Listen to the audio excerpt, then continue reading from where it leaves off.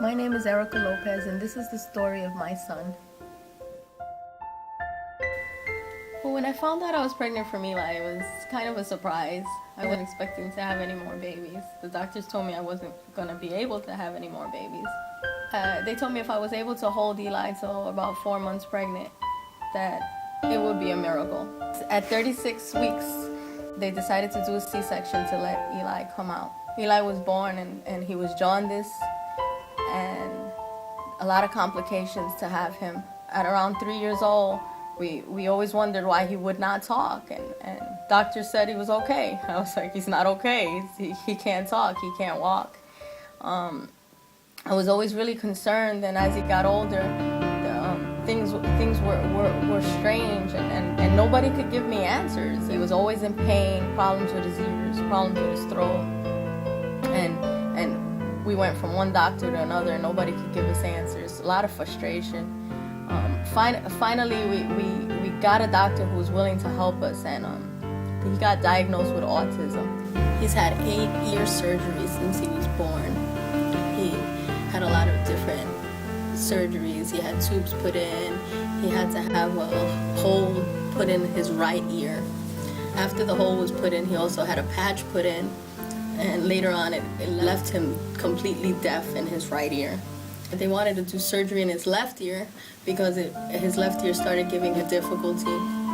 But the doctor stated that the left ear might become completely deaf in his left ear if they did the surgery.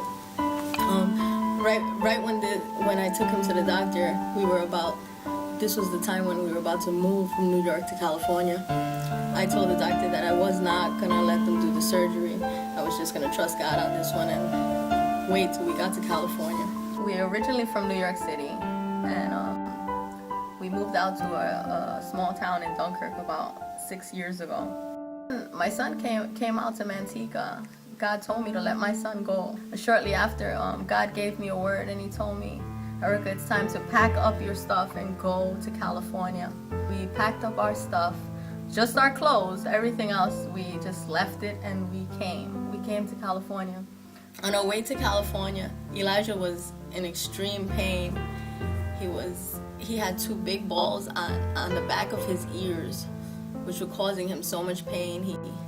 As we stopped in Nevada in the hotel, he lied in the bed, and he just kept screaming, God help me, God help me. At this time, I began to doubt God a little bit. I was wondering if maybe I should have let them do the surgery, because my son was in so much pain, and I just began to pray and ask God if maybe it wasn't the right decision. My friends and my family had told me that sometimes you gotta use wisdom and just trust in the doctors and